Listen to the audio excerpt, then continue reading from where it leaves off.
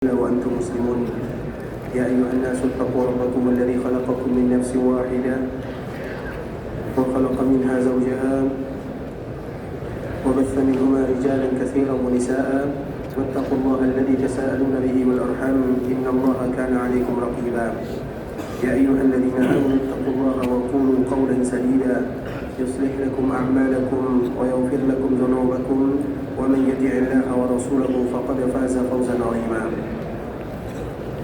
أما بعد فإن أصدق الحديث كتاب الله وخير الهدي هدي محمد صلى الله عليه وسلم وشر الأمور محدثاتها فإن كل محدثة بدعة وكل بدعة ضلالة. Ikhwatul Islam, saudara kaum muslimin, para tetamu Allah, para jemaah haji, para jemaah umrah, rahimani wa rahimakumullah. Alhamdulillah, Allah Subhanahu wa taala kembali memberikan kemudahan kepada kita bersama untuk duduk di dalam masjid Rasulullah sallallahu alaihi wasallam, berada di antara taman-taman surga yang ada di dunia. Karena taman surga itu ada dua. Yang pertama taman surga yang ada di surga yang sesungguhnya, dan yang kedua taman surga yang ada di dunia.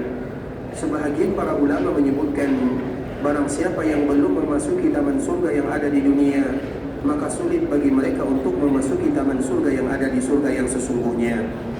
Dan taman surga yang ada di dunia itu terbagi lagi kepada dua.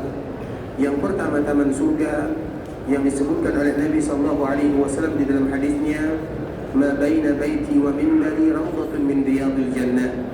Di antara rumahku dan mimbarku adalah taman di antara taman-taman surga, yaitu tempat yang ada di dalam masjid yang pertama kali dibangun oleh Nabi sallallahu alaihi wasallam. Jaraknya antara rumah Nabi dengan mimbar Nabi sallallahu alaihi wasallam. Itu adalah taman surga yang pertama. Kemudian taman surga yang kedua adalah hadis Nabi sallallahu alaihi wasallam, "Idza marartum bi rawdatin min riyadil jannati farta'u." Apabila kalian melewati taman di antara taman-taman surga, maka mampirlah di sana. Kemudian para sahabat merasa kaget, merasa heran, karena yang mereka tahu taman surga itu hanya satu sahaja, yaitu taman surga yang berada di antara rumah Nabi dan mimbar Nabi. Kemudian tiba-tiba Nabi mengatakan, apabila kalian melewati taman di antara taman-taman surga, maka singgah di sana supaya nanti dimudahkan kalau masuk ke taman surga yang sesungguhnya. Maka di saat itulah para sahabat bertanya, "Wa ma riyadul jannah?" Taman surga yang mana ya Rasulullah?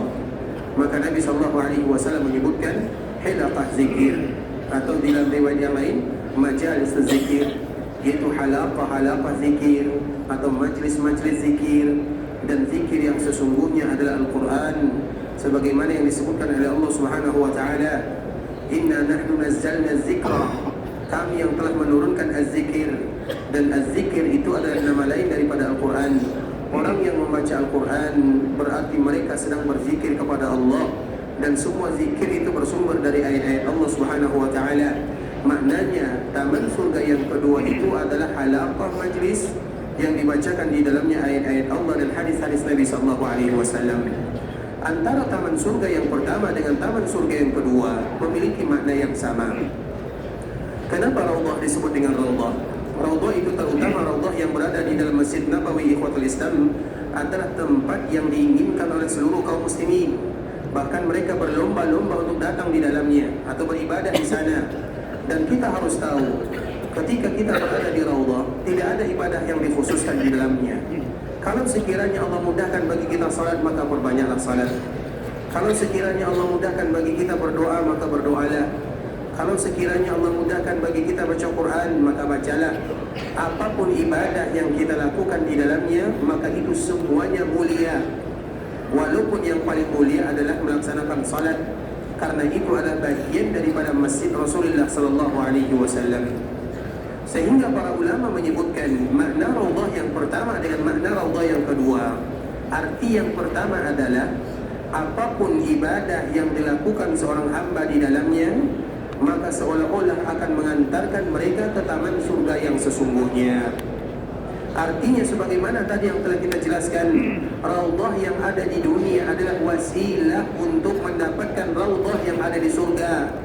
Sehingga Imam Ahmad menyebutkan barang siapa yang tidak mendapatkan kenikmatan dikala mereka berada di Raudhah di dunia, maka sulit bagi mereka untuk mendapatkan Raudhah di akhirat. Kenapa demikian ikhwatul Islam? Karena raudhah di dunia itu adalah bagian daripada raudhah di akhirat. Dan orang yang beribadah dikala mereka berada di raudhah di dunia, maka dengan ibadah yang mereka lakukan itulah memudahkan urusan mereka masuk ke dalam surga Allah Azza wa Jalla. Makanya mengapa kaum muslimin mereka harus berbondong-bondong datang ke raudhah? Mereka tahu raudhah yang pertama, tapi banyak lupa raudhah yang kedua. Raudhah pertama kita berbondong-bondong, tapi raudhah yang kedua kita lalaikan. Makanya Nabi menyebutkan idza marartum bi raudhatin min riyadil jannati farta'u. Apabila kalian melewati taman di antara taman-taman surga, maka mampir, singgah dulu. Jangan hanya sekedar lewat. Mengapa demikian? Nabi tahu akan banyak di antara kaum muslimin yang menyia-nyiakan raudhah yang kedua. Padahal raudhah yang pertama dengan raudhah yang kedua memiliki makna yang sama, yaitu sama-sama bisa mengantarkan seseorang masuk ke dalam raudhah yang sesungguhnya di dalam surga. Raudhah yang pertama apa artinya? Semua ibadah yang kita lakukan bisa mengantarkan kita ke surga. Raudhah yang kedua apa maknanya? Ibadah yang kita lakukan dikala berada di rumah Allah, membaca ayat-ayat Allah dan hadis Nabi, bukankah itu yang mengantarkan kita ke surga Allah Subhanahu wa taala? Itu makna yang pertama. Kemudian makna yang kedua ikhwatul Islam, kenapa raudhah disebut dengan raudhah? Makna yang kedua, apabila seseorang tidak berada di dalamnya atau seseorang apabila berada di dalamnya, maka mereka akan mendapatkan ketenangan, sakinah, kenyamanan. Baik itu raudhah yang pertama atau raudhah yang kedua. Raudhah yang pertama ikhwatul Islam yaitu raudhah di antara masjid atau di antara rumah Nabi dan mimbar Nabi.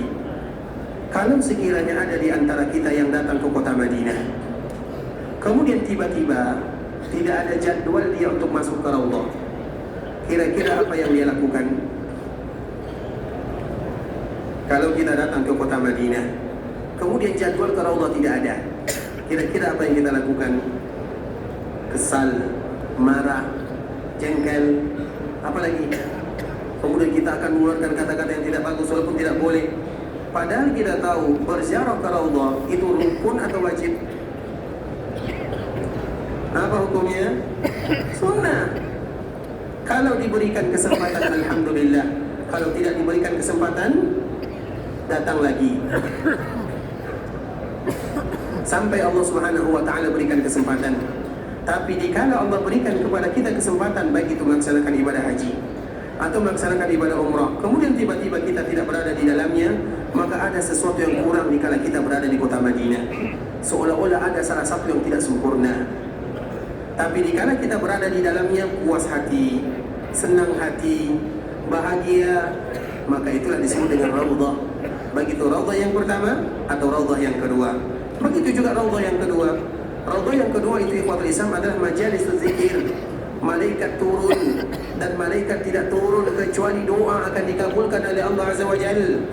Malaikat tidak turun kecuali membawa ketenangan dan kenyamanan, maka juga disebut dengan raudhah. Kemudian makna raudhah yang ketiga, dan ini tidak dimiliki kecuali raudhah yang ada di sana. Makna raudhah yang ketiga ikhwatul Islam, tempat ini yang disebutkan oleh Nabi SAW, ma baina baiti wa mimbari, di antara rumahku dan mimbarku ada taman di antara taman-taman surga, betul-betul hadiah dari Allah untuk penduduk Madinah atau untuk mereka yang diberikan kemudahan tinggal di Madinah atau bagi mereka yang diberikan kesempatan datang ke kota Madinah. Mengapa demikian ikhwatul Islam? Di Madinah ada sebuah tempat yang dinamakan dengan taman-taman surga, dan tempat tersebut betul-betul Allah turunkan dari surga.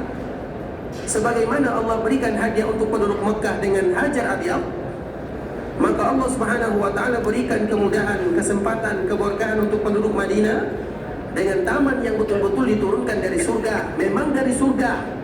Bukankah Masjid Nabawi itu yang menentukan lokasinya adalah Allah Azza wa Jalla?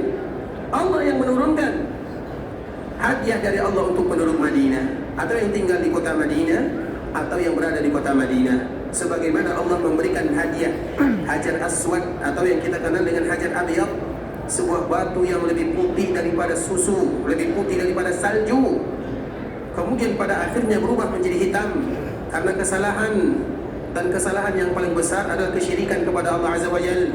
Maka batu itu menjadi hitam. Kemudian terkenallah dengan Hajar Aswad. dan itu betul-betul berasal dari surga. Batu yang berasal dari surga itu di Mekah, di Madinah, taman surga juga berasal dari surga.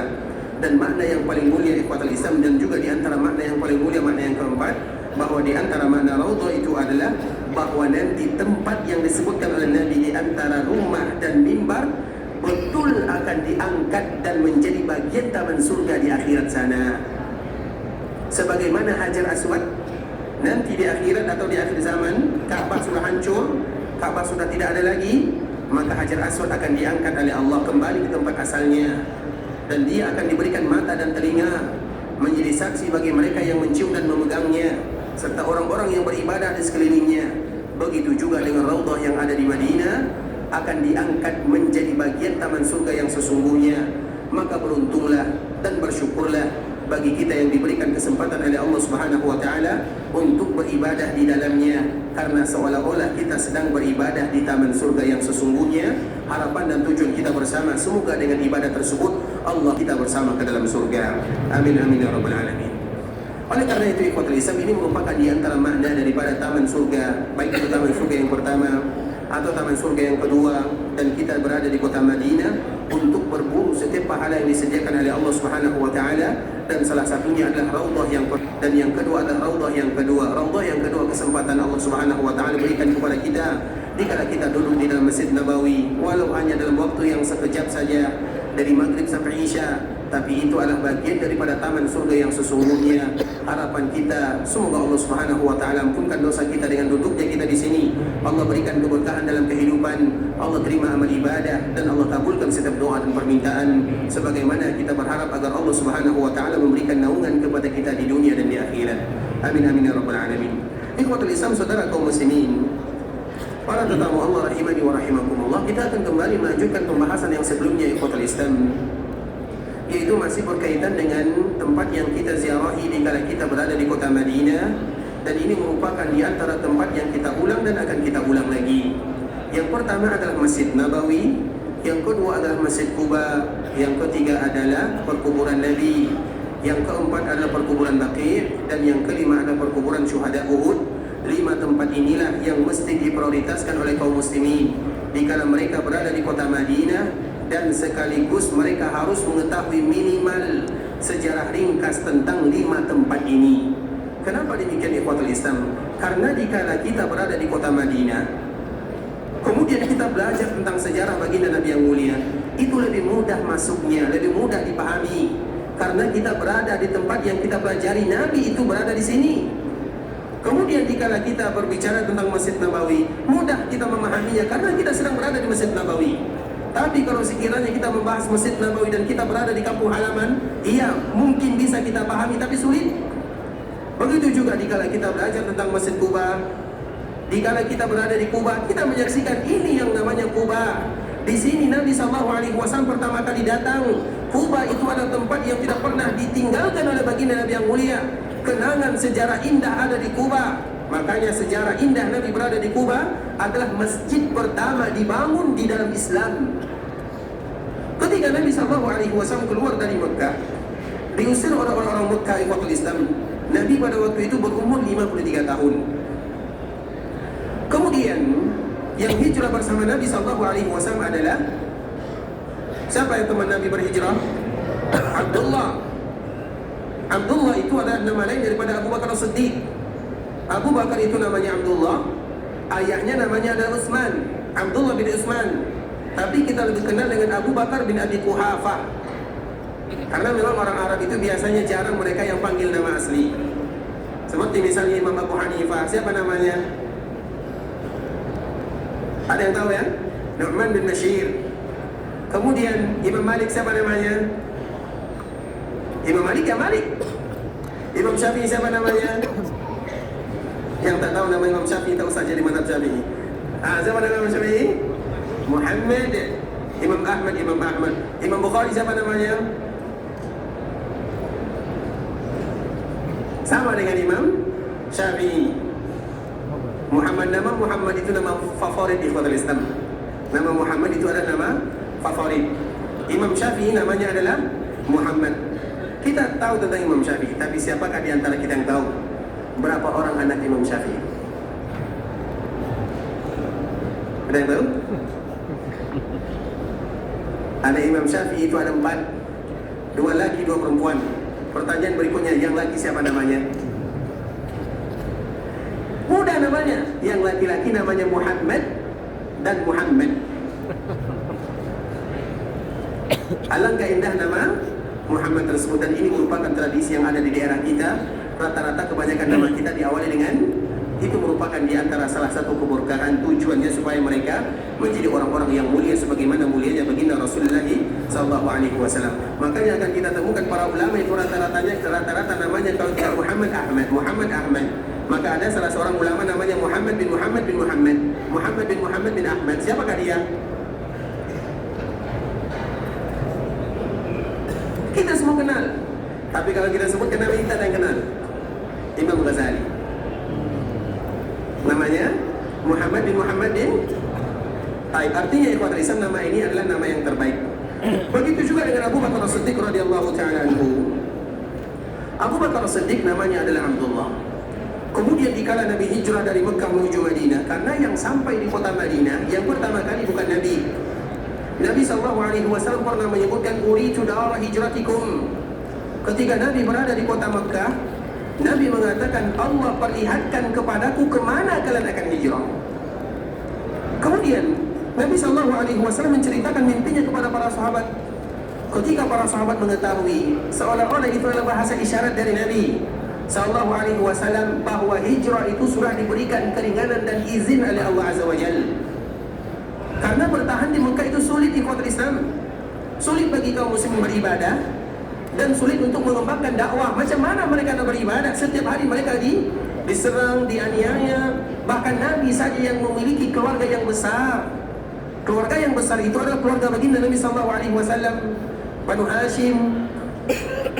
Kemudian ikhwatul Islam, Nabi saja begitu mendapatkan siksaan, penganiayaan, apalagi sahabat-sahabat yang lain. Apalagi mereka yang berstatus sebagai seorang budak, apalagi mereka yang bukan berasal dari Mekah asli. Maka tentu mereka mendapatkan penganiayaan yang luar biasa tanpa ada pembelaan. Dan pertama kali yang dianiaya itu adalah Yasir dan keluarganya, karena mereka bukan orang Mekah asli. Kemudian jika mereka dianiaya, siapa yang akan menolongnya? Keluarganya tak ada. Maka terkenallah keluarga mereka, keluarga yang pertama kali syahid dalam Islam. Nabi SAW menyebutkan, sabran ya ala Yasir, fa inna maw'idakumul jannah. Bersabarlah kalian wahai keluarga Yasir, Yasir dan istrinya Sumayyah, karena janji kita adalah di dalam surga. Nabi tak bisa menolongnya. Jangankan menolong Yasir, Nabi sendiri tidak bisa menolong dirinya dari penganiayaan dan siksaan orang-orang Mekah pada waktu itu ikhwatul Islam. Kemudian Allah izinkan Nabi SAW diperlihatkan di dalam mimpi, dan mimpi Nabi itu adalah wahyu. Sedangkan mimpi kita terbagi kepada 3. Yang pertama, mimpi itu datang dari syaitan, gangguan syaitan, melihat dirinya rumahnya terbakar, keluarganya hilang, atau mimpi buruk yang lainnya. Apabila ada orang yang bermimpi seperti ini ikhwatul Islam, maka yang harus dia lakukan pertama kali adalah meludah ke kiri, kemudian minta ampun atau berlindung dari syaitan, a'udzubillahi minasyaitonirrajim. Kemudian jangan ceritakan kepada orang lain. Dikhawatirkan kalau dia menceritakan betul-betul terjadi, maka simpan saja. Kemudian berlindung kepada Allah dari gangguan syaitan. Kemudian mimpi yang kedua itu adalah kabar gembira, al-mubasyirat. Al-mubasyirat itu misalnya dia mimpi dia seorang biasa, dia misalnya seorang petani. Kemudian dia mimpi tawaf di Ka'bah Al-Musyarrafah.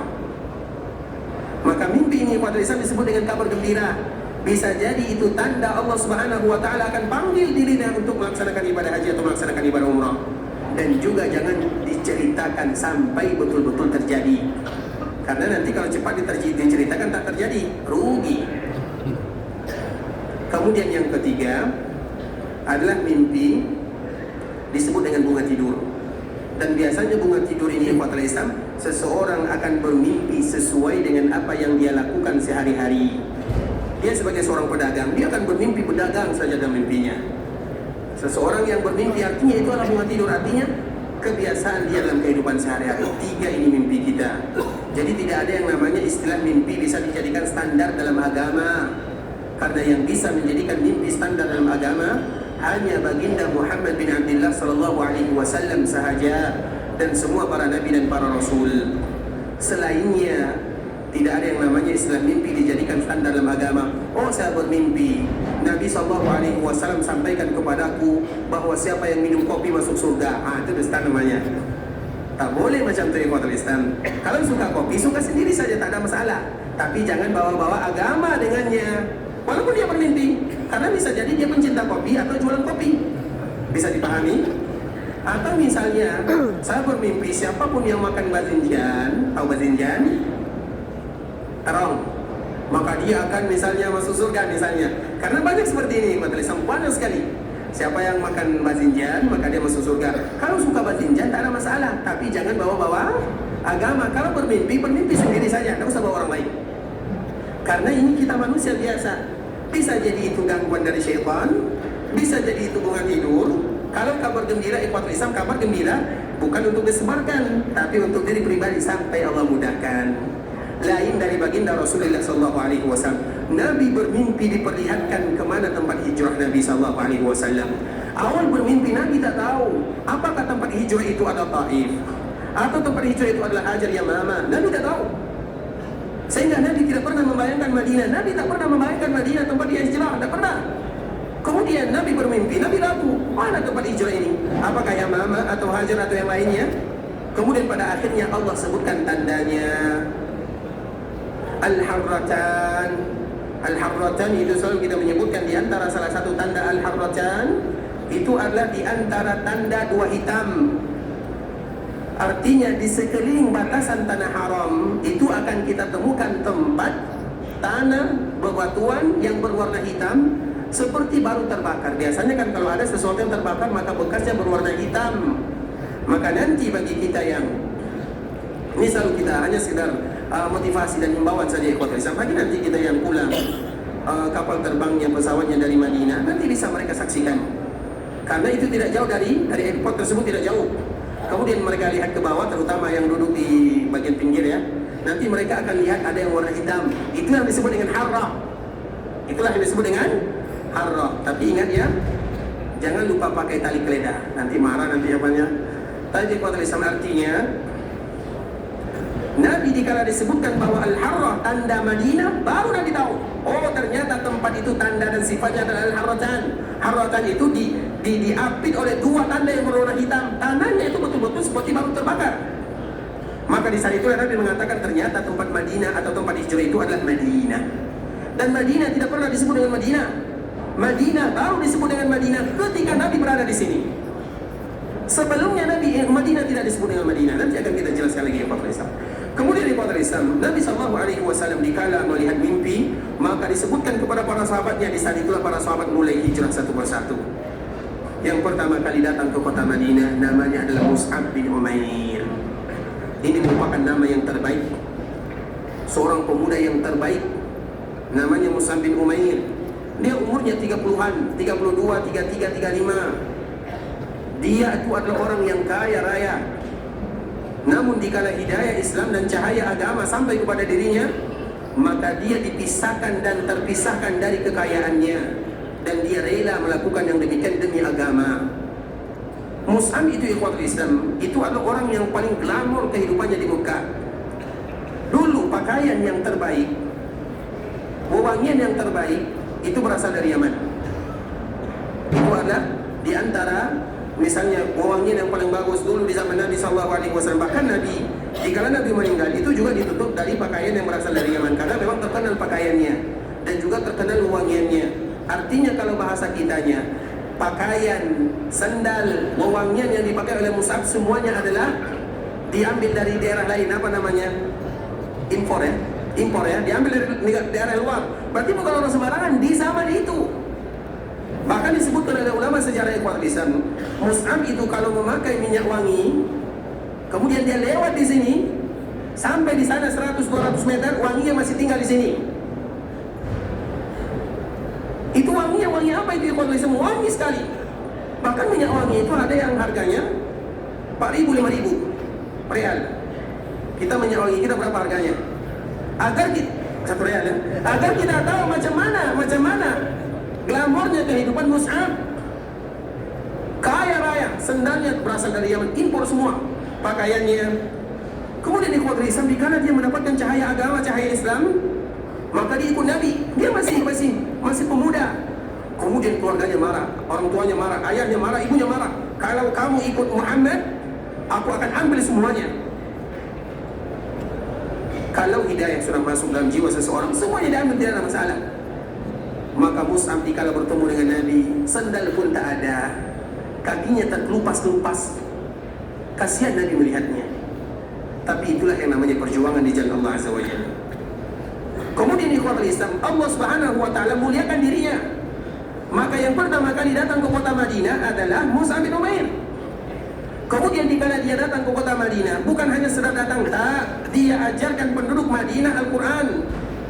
Tidakkah kita tahu dikala Nabi datang ke kota Madinah, penduduk Madinah sudah masuk Islam atau belum? Pertanyaannya, dari mana mereka masuk Islam? Macam mana caranya? Melalui Mus'ab bin Umair. Maka Mus'ab bin Umair ini adalah duta pertama baginda Nabi SAW ke kota Madinah, sehingga dia disebut dengan Muqri. Muqri itu dia ajarkan dan dia panggil penduduk Madinah masuk ke dalam agama Islam hanya lewat Al-Quran sahaja. Dibacakan Al-Quran, sehingga banyak penduduk Madinah masuk Islam. Pada akhirnya dia membacakan Al-Quran kepada pemimpinnya Sa'ad, karena di sini ada 2 orang Sa'ad. Yang pertama Sa'ad bin Ubadah, yang kedua Sa'ad bin Mu'adz. Kedua-duanya adalah pemimpin orang-orang Ansar. Kemudian dikala mereka berdua mendengarkan Al-Quran yang dibaca oleh Mus'ab bin Umair, mereka masuk Islamlah kebanyakan penduduk Madinah. Makanya yang pertama kali datang ke kota Madinah adalah Mus'ab. Artinya ikhwatul Islam, kalau Mus'ab yang menyebabkan mereka masuk Islam, coba bayangkan betapa banyak pahala yang didapatkan oleh Mus'ab. Bukankah Nabi menyebutkan la an yahdiyallahu bika rajulan wahida khairul laka min humurin ni'am. Kalau sekiranya Allah berikan kepada kamu, atau kamu sanggup memberikan hidayah kepada manusia 1 orang saja, maka lebih bagus daripada onta merah. Pernah kita melihat onta merah? Belum?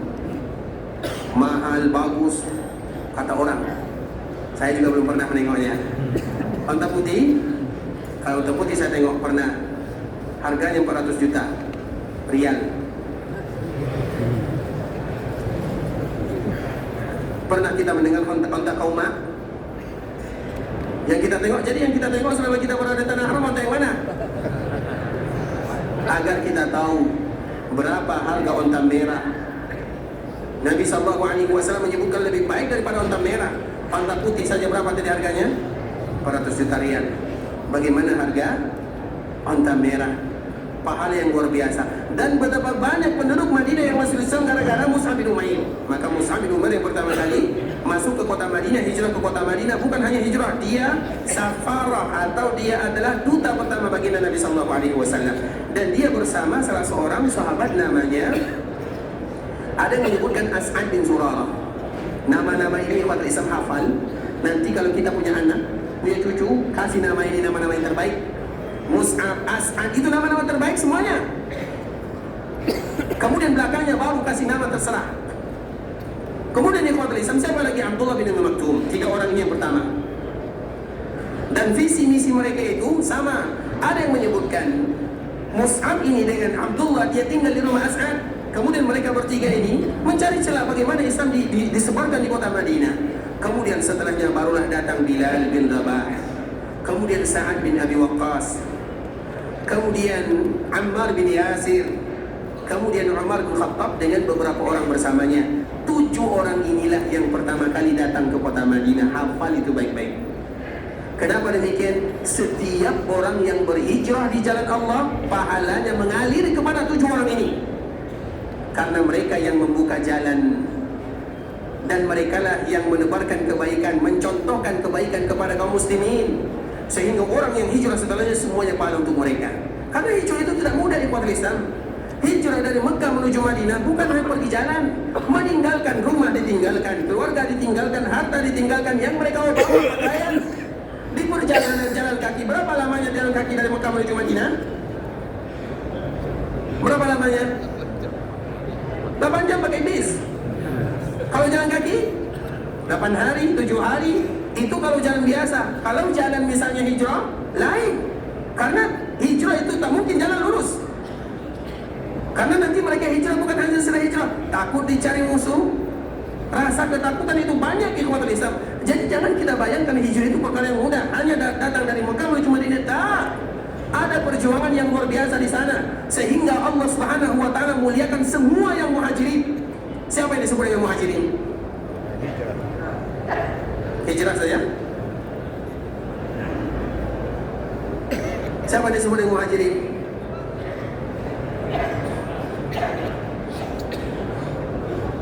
Kalau tak dapat kita tutup buku ini. Siapa yang disebut dengan muhajirin?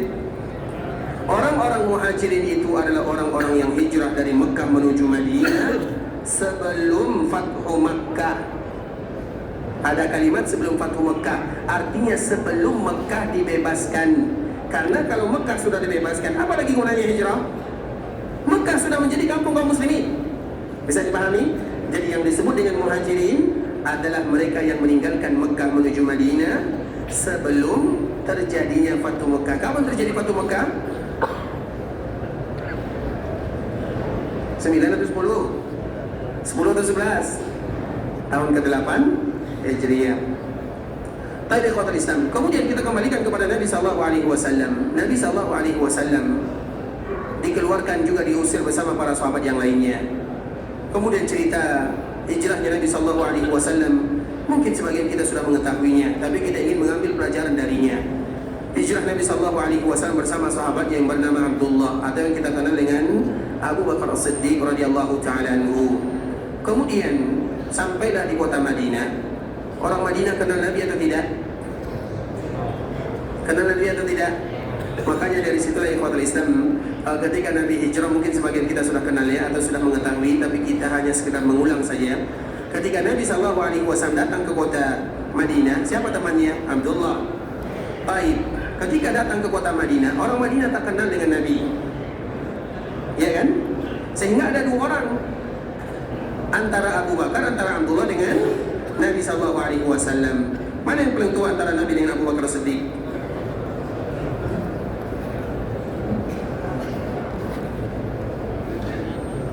Hari ini banyak pertanyaannya ya. Ini tanda cinta Nabi atau tidak? Makanya pelajaran kita semuanya tentang Nabi itu adalah tanda kita cinta Nabi atau tidak. Karena orang yang cinta Nabi pasti mereka akan mengetahui tentang baginda Nabi sallallahu alaihi wasallam. Cinta bukan hanya sekedar cinta. Cinta dengan kata-kata semua orang juga bisa, tapi cinta yang sesungguhnya adalah dengan pembuktian dan dengan semakin kita mengetahui orang yang kita cintai. Karena tak kenal maka tak sayang maka tak. Macam mana kita nak cinta Nabi kalau kita tak kenal Nabi? Makanya kalau kita selalu menyebutkan, orang-orang atau para ulama menyebutkan ikhwatul Islam, kalau kalian ingin mengetahui orang itu cinta Nabi atau tidak, tanyakan kepadanya tentang sejarah perjuangan Nabi. Kalau dia tidak tahu berarti cintanya palsu, dusta. Tapi kalau mereka tahu berarti mereka cinta yang jujur. Oleh karena itu ikhwatul Islam, kita ingin selalu berusaha bagaimana mencintai baginda Nabi sallallahu alaihi wasallam. Dan di antara salah satunya adalah mengetahui sejarah perjuangan, bagaimana perjuangan Nabi sallallahu alaihi wasallam, terutama semenjak Nabi menjadi seorang nabi dan sebagai seorang rasul. Nabi ikhwatul Islam, Nabi sallallahu alaihi wasallam datang bersama Abu Bakar As-Siddiq. Mana yang lebih tua, Abu Bakar atau Nabi? Abu Bakar ya? Ijma' salah. Tapi ikhwatul Islam, Nabi yang lebih tua. Bukankah Nabi meninggal di umurnya 63 tahun? Bukankah Abu Bakar meninggal di umur 63 tahun? Lantas mana yang lebih tua? Nabi. Karena Abu Bakar hidup setelah Nabi 2 tahun. Bukankah Abu Bakar yang memimpin 2 tahun 3 bulan setelah baginda Rasulullah SAW? Berarti Nabi lebih tua dibanding Abu Bakar As-Siddiq, walau Abu Bakar adalah mertua Nabi. Kemudian ikhwatul Islam, dikala Nabi dan Abu Bakar sampai ke kota Madinah, maka orang-orang Madinah tak kenal Nabi SAW, dan mereka juga tak kenal Abu Bakar As-Siddiq radhiyallahu ta'ala anhu. Kemudian sesampainya di kota Madinah ikhwatul Islam, kira-kira siapa yang mereka sambut? Apa alasan mereka menyambut Abu Bakar As-Siddiq? Karena tak kenal. Karena di zaman orang-orang Madinah TikTok belum ada kan? Tanya kepada Islam, apalagi media sosial dan yang semisalnya, sehingga mereka tak tahu. Mereka hanya bisa melihat secara zahir. Zahir yang Nabi itu yang mana? Berarti yang Nabi biasanya yang tua atau yang muda? Yang muda atau yang tua? Yang tua. Nah, mana yang lebih tua antara Abu Bakar dengan Nabi?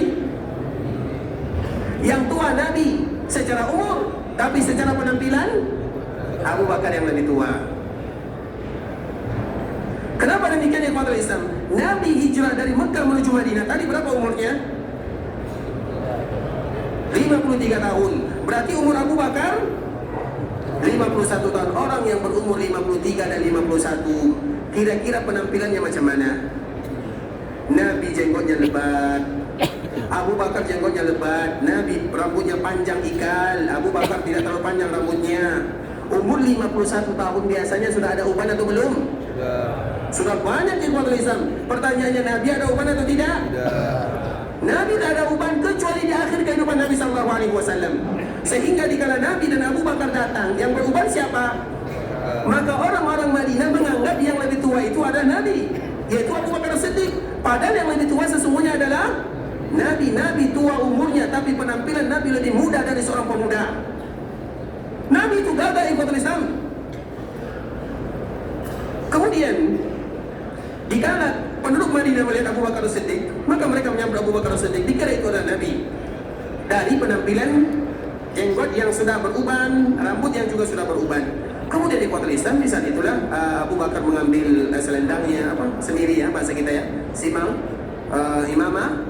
Kemudian ditutupnya Nabi SAW untuk memberitahukan bahwa bukan saya yang Nabi itu ini. Maka di saat itulah mereka menyambut Nabi SAW, dan itu pertama kali ada di Kuba.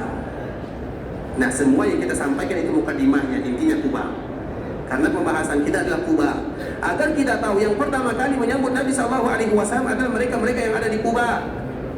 Kabilah Bani Amr bin Auf. Kabilah Amr bin Auf itu adalah kabilah yang ada usul muasalnya dengan Nabi SAW. Kemudian Nabi SAW, makanya di Kuba itu ikhwatul Islam banyak sejarah yang mesti diketahui oleh kaum muslimin. Ada namanya Bustanul Dhil atau apa yang semisalnya. Karena pertama kali Nabi sampai di Kuba, Nabi bernaung di sana. Maka sekarang diabadikan sejarahnya, di mana tempat Nabi bernaung dikala Nabi datang ke kota Madinah. Maka disebut dengan tempatnya bernaung, kebun tempat Nabi bernaung. Kemudian di kebun ini ada air yang sampai sekarang mengalir putih, jernih, bagus. Kenapa? Karena disitulah Nabi pertama kali minum darinya. Karena Nabi SAW minum, maka semuanya pasti akan menjadi barokah. Kalau kita belum tentu ikhwatul Islam, karena tak boleh kita samakan antara Nabi SAW dengan yang lain. Nabi SAW minum air, kemudian para sahabat mereka berebutan untuk meminumnya. Kenapa demikian? Karena bekas dari minuman Nabi SAW barokah. Jangankan minuman Nabi meludah saja tidak pernah jatuh ke tanah, pasti jatuh ke tangan sahabatnya. Kemudian sahabat seperti ini, kemudian mengoleskan seperti ini. Kalau kita ludah sendiri berani atau tidak? Agar kita tahu ikhwatul Islam, itu tak boleh disamakan. Nabi mencelupkan tangannya ke air, Nabi memberikan bekas minumannya, Nabi barokah. Kalau bekas minuman kita, bisa jadi banyak kuman di gigi, kita tidak tahu. Makanya ada sesuatu yang tidak boleh dikiaskan. Orang yang melakukan seperti ini seolah-olah dia menganggap mereka sama dengan Nabi SAW. Makanya kalau supaya barokah, bacakan ayat Al-Quran, tak ada masalah. Itu ruqyah namanya. Tapi misalnya kalau diminum kemudian dicelupkan tangan Nabi bersih ikhwatul Islam. Jangankan tangan Nabi tadi ludah kan, ini dahak. Apa namanya dahak kan? Nabi tidak pernah berdahak sebagaimana disebutkan oleh Urwah bin Mas'ud radhiyallahu ta'ala anhu. Aku tidak pernah melihat orang yang paling mengagungkan nabinya kecuali sahabat Nabi SAW. Tidaklah Nabi berdahak kecuali tidak pernah jatuh ke tanah. Semuanya akan berlomba-lomba untuk menampungnya. Kemudian dioleskan barokah. Keringat Nabi barokah. Semua yang ada pada diri Nabi barokah. Boleh tidak kita kiaskan kepada orang lain? Keberkahan Nabi pasti, keberkahan yang ada pada orang lain tak ada pastinya. Sehingga Imam An-Nawawi rahimahullahu ta'ala menyebutkan, hembusan Nabi SAW, hembusan Nabi itu barokah. Kalau hembusan kita bisa jadi ada kuman, itu manusia biasa ikhwatul Islam. Kita manusia biasa. Tak ada yang mengatakan kita barokah, kita sama dengan Nabi, tak ada. Makanya misalnya air ini harganya 1 real, kemudian diminum harganya jadi 100 real. Itu semuanya adalah perkara-perkara yang tidak jujur kepada baginda Nabi Sallallahu Alaihi Wasallam. Karena satu-satunya yang bisa melakukan yang demikian hanya Nabi. Kenapa demikian? Nabi pasti keberkahannya. Sedangkan kita hanya berharap, ya Allah berikan kepada kami keberkahan. Semuanya ikhwatul Islam bisa dipahami sampai di sini ikhwatul Islam. Jadi banyak perkara-perkara yang harus kita tahu. Kekhususan untuk Nabi tak boleh dibawa keluar.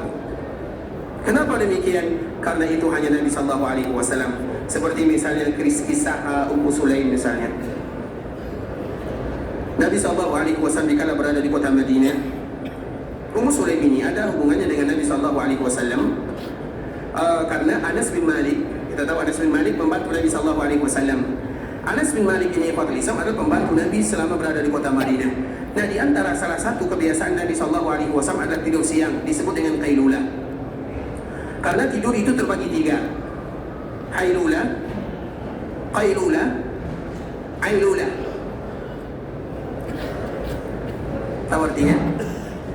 Hailulah itu tidur pagi, disebut dengan hilah, artinya membatasi. Karena biasanya tidur pagi hilang keberkahan darinya. Kemudian ailulah itu tidur di petang hari, disebut dengan ilah. Ilah itu artinya sakit. Karena biasanya yang tidur lepas asar bisa jadi mendatangkan penyakit.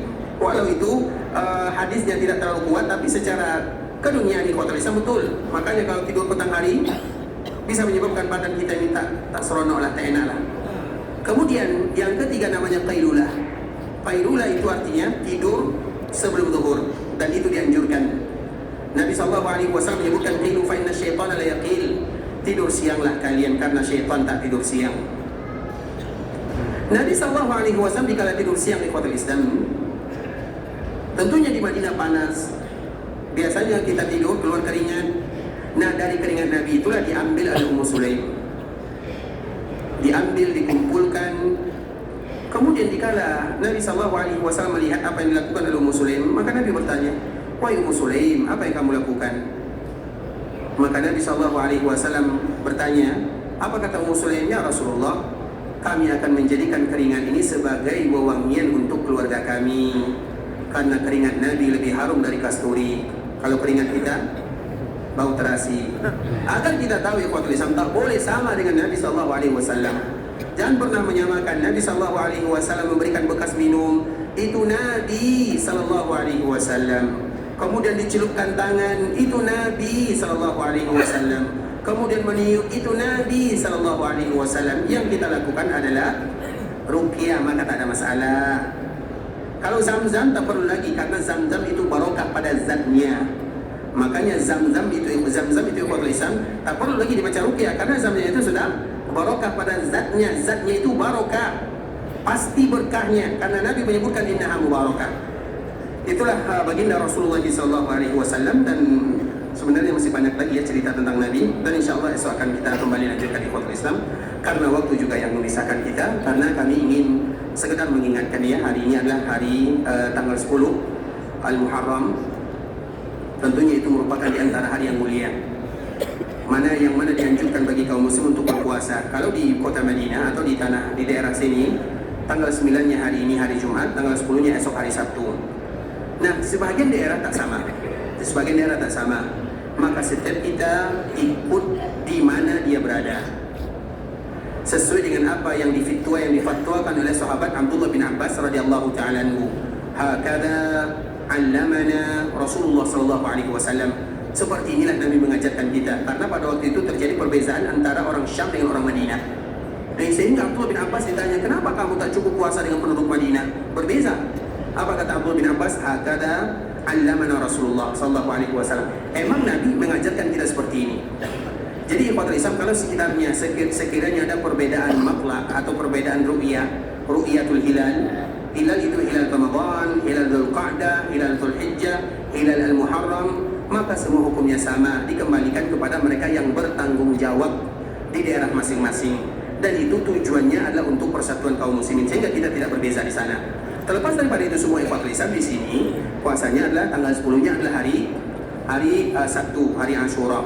Hari Ashura itu ikhwatul Islam, puasa Ashura itu adalah puasa yang dulu diwajibkan kepada kaum muslimin. Jadi Ashura itu hukumnya dulu adalah wajib. Kemudian setelah diwajibkan puasa Ramadan, maka kewajiban Ashura gugur menjadi sunnah. Tapi walau sunnah, dia pernah menjadi wajib hukumnya. Oleh karena itu sebagian para ulama mengatakan dianjurkan bagi kaum muslimin untuk betul-betul berpuasa di hari Ashura, bahkan walau sekiranya mereka harus safar. Kenapa demikian? Karena hari ini hanya satu kali dalam satu tahun, sama dengan Arafah. Satu kali dalam satu tahun, dan kita tidak tahu apakah tahun berikutnya Allah masih berikan umur panjang atau tak diberikan, kita tidak tahu. Makanya bahkan kalau ada di antara kaum muslim yang berhutang, walaupun hutang wajib, dianjurkan bagi dia untuk mendahulukan Ashura dibandingkan dengan pada hutang wajib. Jadi Ashura itu tak boleh digabung-gabung. Oh, saya puasa Ashura sekaligus wajib kewajiban qada Ramadan, atau bagi yang kita belum bayar dam misalnya, ingin bayar dam sekalian tak boleh. Khusus dan dikhususkan untuk dirinya seorang saja, yaitu puasa Ashura. Dan puasa Ashura itu ikhwatul Islam ada 4 tingkatan. Yang pertama adalah orang yang berpuasa tanggal 10, 9, dan 11. Yaitu kalau kita bawa ke tahun ini, Jumat, Sabtu, Ahad, yaitu 9, 10, dan 11. Itu tingkatan yang pertama. Tingkatan yang kedua adalah puasa pada tanggal 9 dan 10 sahaja, dan itulah yang terbaik. Sebagaimana hadis baginda Rasulullah sallallahu alaihi wasallam, "Lau ishtu ila qabilin la asuman at-tasi'." Kalau sekiranya Allah masih berikan kepadaku umur panjang tahun berikutnya, maka aku akan berpuasa pada tanggal 9. Jadi yang terbaik itu adalah tanggal 9 dan tanggal 10. Apa gunanya? Untuk menyelisih orang-orang Yahudi. Karena yang berpuasa pada tanggal 10 Muharram ini bukan hanya kaum muslimin. Orang Yahudi juga berpuasa, bahkan orang jahiliyah juga berpuasa. Kita tahu orang jahiliyah, Nabi dulu pernah berpuasa tanggal 10 Muharram, tapi Nabi tak tahu kenapa dia berpuasa, karena ikut-ikutan saja. Karena Nabi pada waktu itu belum lagi menjadi seorang Nabi. Jadi orang-orang jahiliyah jahil, tapi mereka puasa di hari Ashura. Kemudian ikhwatul Islam, makanya Nabi menyebutkan kita ingin menyelisih orang-orang tersebut, sehingga kita dianjurkan puasa pada tanggal 9 dan 10. Itu tingkatan yang kedua. Kalau sekiranya hari ini kita lupa, karena masalahnya di kalender kita masih tanggal 8. Contoh misalnya, ternyata sudah tanggal 9, maka berarti dianjurkan puasa tanggal 10 atau tanggal 10 dan 11. Karena tujuannya ilahnya adalah untuk menyelisihi. Jadi tujuan Nabi menyebutkan adalah untuk menyelisihi. Maka itu tingkatan yang ketiga, yaitu berpuasa tanggal 10 dan tanggal 11. Dan tingkatan yang keempat adalah mereka yang berpuasa tanggal 10 sahaja. Dan itu tidak ada masalah walaupun bertepatan di hari-hari yang dilarang. Karena kita dilarang berpuasa di hari Jumat, sebagaimana kita juga dilarang berpuasa di hari Sabtu. Yang dilarang itu adalah berpuasa di hari Jumat dan di hari Sabtu. Sedangkan kita esok berpuasa hari, bukan, kita berpuasa di hari Ashura. Kebetulan hari Ashuranya bertepatan dengan hari, jadi kita berpuasa di hari Sabtu bukan karena Sabtunya, tapi karena Ashuranya. Begitu juga misalnya Arafah bertepatan dengan hari Jumat. Padahal hari Jumat dilarang puasa, tak boleh puasa di hari Jumat, tak boleh puasa di hari Sabtu, kecuali kalau puasa sebelumnya dan puasa setelahnya. Nabi SAW pernah melihat ada salah seorang istri berpuasa di hari Jumat atau berpuasa di hari Sabtu. Nabi bertanya, apakah kamu berpuasa kemarin? Apakah kamu berpuasa keesokan harinya? Maka istri Nabi mengatakan tidak. Maka Nabi mengatakan tak boleh berpuasa di hari Jumat dan di hari Sabtu, kecuali karena harinya. Bisa dipahami karena harinya. Tapi apabila seseorang berpuasa bukan karena harinya, tapi bisa jadi karena qada, nggak ada waktu kecuali waktu itu, atau karena bertepatan dengan hari Ashura, atau bertepatan dengan hari Arafah, maka puasa yang mereka lakukan bukan karena Sabtunya, atau bukan karena Jumatnya, atau bukan karena Ahadnya, tapi karena Ashuranya, karena Tasu'ahnya. Jangan sampai di sini ya. Kemudian ikhwatul Islam, itu merupakan di antara motivasi untuk kami pribadi dan juga untuk kita bersama. Makanya tadi sebagian para ulama menjelaskan walau, dan rata-rata sebagian kita ada safar. Baik itu safar mau pulang, atau safar mau pergi ke Mekah, atau safar, intinya banyak di antara kita yang safar. Apalagi esok, banyak di antara kita yang safar. Maka sebagian para ulama menekankan berpuasalah karena terlalu banyak pahalanya. Pahalanya ada dikala Allah Subhanahu wa taala ampunkan dosa kita 1 tahun yang berlalu. Maka di sinilah para ulama menjelaskan ikhwatul Islam, ada 3-10 yang dimuliakan oleh para ulama atau yang dimuliakan dalam agama. 3-10, 10, terakhir Ramadan, 10 di awal bulan Dzulhijjah, 10 di awal bulan Al-Muharram. Dan bulan Muharram ini adalah bulan yang dinasabkan dan dinisbatkan kepada Allah Azza wa Jalla. Makanya disebut dengan Syahrullahil Muharram. Syahrullahil Muharram. Di dalam riwayat yang lain disebut dengan Syahrul Asam. Syahrul Asam itu syahr yang tidak, Al-Asam itu artinya tak boleh berbicara. Kenapa disebut dengan Syahrul Asam? Karena keharamannya lebih dari yang lain. Maka disebut dengan Al-Muharram, haram. Sehingga sebagian para ulama menjelaskan ikhwatul Islam, Allah Subhanahu wa taala menutup tahunnya dengan bulan haram dan Allah membuka tahunnya dengan bulan haram.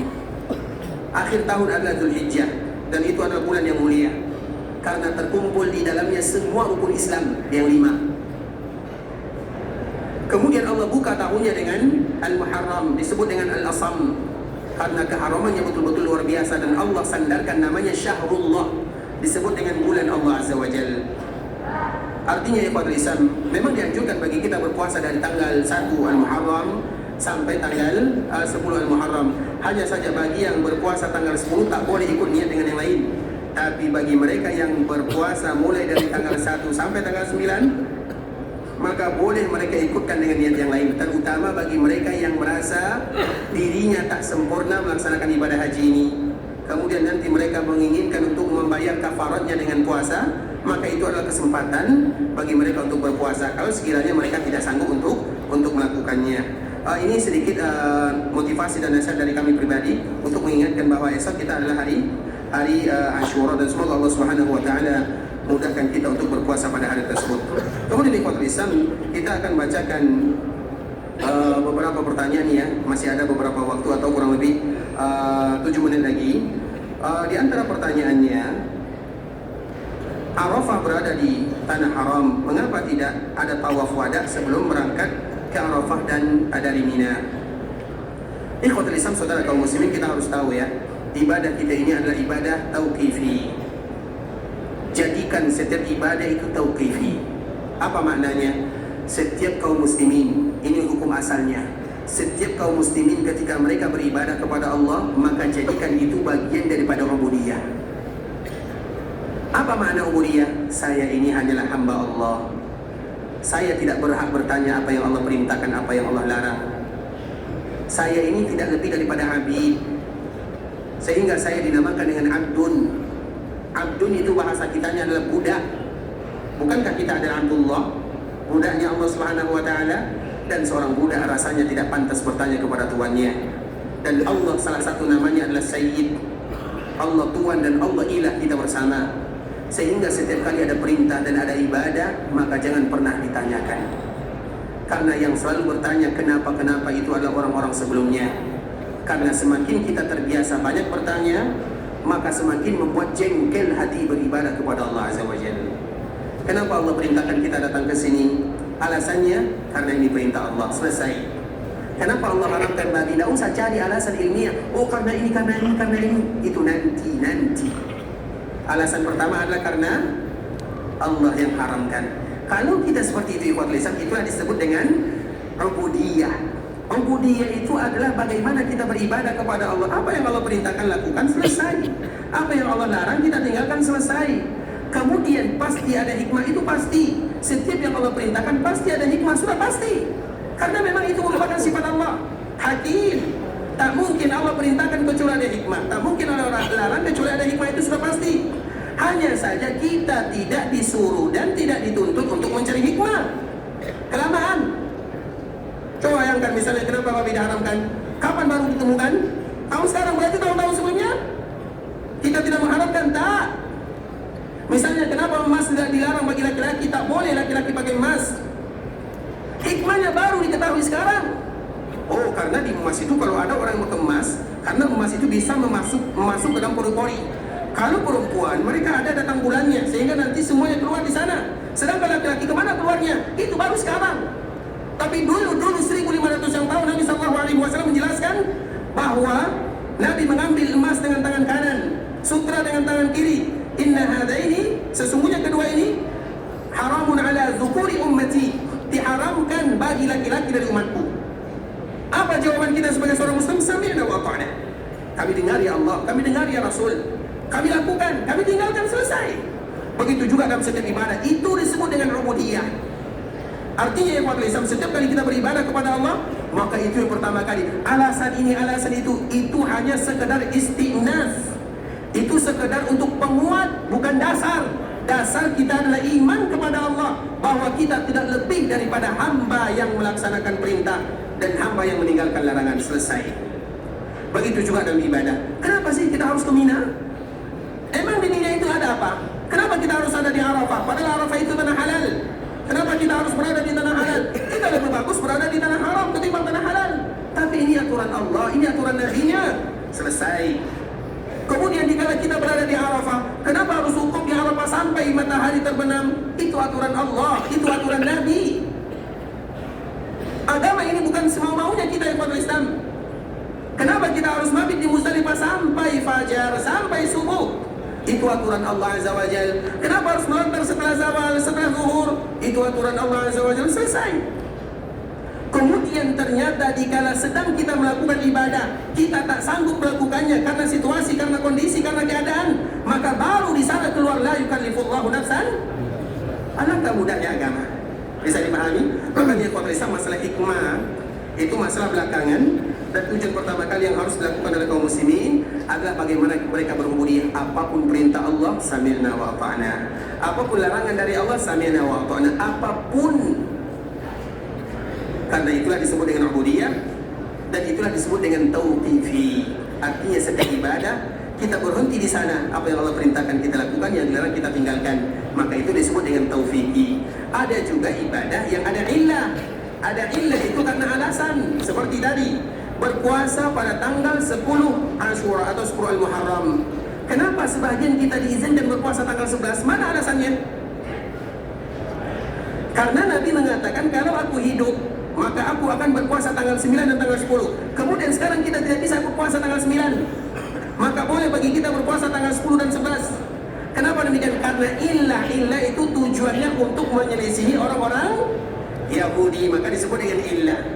Tapi bagaimanapun ikhwatul Islam, itu tentunya kita merujuk kepada agama Al-Quran dan hadis-hadis Nabi SAW, dan kita harus merujuk kepada orang-orang yang mulia. Dan orang-orang yang mulia itu ada di 3 zaman. Yang pertama zaman sahabat yang dijamin surga, yang kedua tabi'in, dan yang ketiga atba'ut tabi'in. Dan alhamdulillah semua ulama mazhab itu mereka berada di zaman ini. Makanya biasanya agama itu akan berubah pada tahun atau pada tahun keempat. Misalnya agama Nasara, kapan Nasara itu baru berubah? Setelah 4 abad Nabi Isa meninggal. Kapan baru ada salib? Kapan baru ada patung? Di zaman Nabi Musa tak ada. Salib tak ada. Setelah abad keempat Hijriah. Begitu juga dengan agama Nabi. Tahun pertama, abad pertama, kedua, ketiga itu adalah abad yang dijaga. Abad keempat sudah mulai terjadi perubahan, sehingga Nabi memesankan kepada kita, kalau nanti kalian ada perubahan-perubahan, kembalikan ke abad-abad yang tadi. Maka Nabi menyebutkan khairul quruni qarni thumma alladhina yalunahum thumma alladhina yalunahum. Sebaik-baik masa adalah masaku, yaitu masa sahabat. Kemudian setelahnya.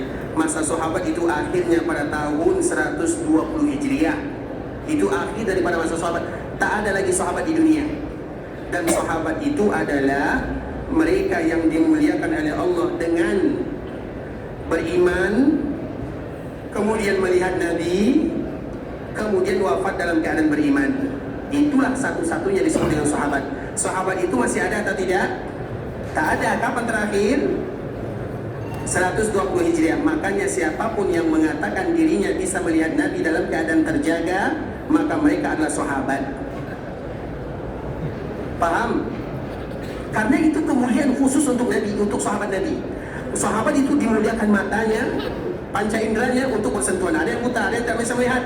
Matanya bisa melihat Nabi. Itulah kemuliaan sahabat Nabi. Makanya Nabi tak bisa lagi dilihat kecuali dalam mimpi sahaja. Karena apabila kita melihat Nabi sekarang, berarti apa beza kita dengan sahabat? Coba letakkan apa bezanya. Siapa bisa menyebutkan bezanya? Beriman alhamdulillah, melihat Nabi sama-sama melihat Nabi. Kemudian wafat dalam keadaan keimanan, insya Allah kita ingin wafat dalam keadaan keimanan. Dari sinilah para ulama, salah satunya adalah Imam Ibnu Hajar Al-Asqalani menyebutkan itu adalah kekhususan sahabat yang paling mulia. Akhirnya 120. Kemudian zaman tabi'in akhirnya 180. Setelah tahun ini tak ada lagi yang namanya tabi'in. Kemudian atba'ut tabi'in 220, ada yang menyebutkan 240. Nah, ulama-ulama mazhab, Imam Abu Hanifah lahir pada tahun 80, meninggal tahun 150. Imam Malik lahir pada tahun 93, meninggal pada tahun 179 Hijriah. Imam Syafi'i lahir pada tahun 150, meninggal pada tahun 204. Imam Ahmad yang terakhir lahir pada tahun 164 Hijriah, meninggal pada tahun 240 atau 241. Pas di zaman generasi-generasi yang mulia. Dan itulah cara Allah untuk menjaga agama, dan semoga senantiasa Allah menjaga kita di dunia dan di akhirat. Amin amin ya rabbal alamin. Ini Fathul Islam, saudara kaum muslimin, para tetamu Allah rahimani wa rahimakumullah. Sampai di sini pembahasan yang bisa kami jelaskan. Yang benar dari Allah Subhanahu wa taala, yang salah dari diri kami pribadi karena kurangnya ilmu kami, karena kebodohan, karena kejahilan, karena ketidaktahuan. Kami mohon maaf kalau ada kata-kata yang salah, kalimat-kalimat yang kurang tepat, bahasa-bahasa yang kurang bagus, penyampaian yang kurang berkenan, atau mungkin informasi yang salah kami menyampaikannya, kami mohon dimaafkan. Atau juga ada nasihat-nasihat yang mungkin tidak sesuai dengan kita, kami juga mohon dimaafkan. Karena tujuan kita datang ke sini sama-sama ingin mengharapkan ampunan dari Allah Subhanahu wa taala. Semoga Allah ampunkan dosa kita bersama. Semoga Allah Subhanahu wa taala menerima semua amal ibadah yang kita lakukan. Semoga Allah Subhanahu wa taala mengabulkan setiap doa dan permintaan kita. Kalau ada di antara kita yang baru selesai melaksanakan ibadah haji, semoga Allah menerima ibadah hajinya. Semoga hajinya menjadikan kebaikan dalam kehidupannya. Semoga hajinya mendatangkan keberkahan dalam rezeki dan usahanya. Semoga hajinya menjadi haji yang mabrur, wa sa'yun mashkur, wa dzambun maghfur. Kalau ada di antara kita yang mungkin ingin meninggalkan kota Mekah dan Madinah, pulang ke kampung halamannya, semoga dimudahkan perjalanannya, dilancarkan urusannya, kembali berjumpa dengan keluarga yang mereka tinggalkan dalam keadaan sehat walafiat, dan semoga kita semua diberikan rezeki, kesehatan, kemudahan, kelapangan rezeki untuk kembali ke tanah suci dalam rangka beribadah dan mendapatkan ridha ilahi. Semoga Allah berikan keberkahan dalam kehidupan, keberkahan dalam usaha, keberkahan dalam harta, keberkahan dalam keluarga, dan keberkahan dalam kehidupan dunia dan akhirat. Allah berikan keikhlasan dalam setiap ibadah, istiqamah dalam agama, dan semoga semua kita ditutup usianya dalam keadaan husnul khatimah. Amin amin ya rabbal alamin. Subhanakallahumma bihamdika asyhadu an la ilaha illa anta astaghfiruka wa sallallahu wa sallim ala nabiyyina wa habibina wa khalilina wa sayyidina Muhammadin wa ala alihi wa sahbihi wa sallam tasliman katsira. Assalamualaikum warahmatullahi wabarakatuh.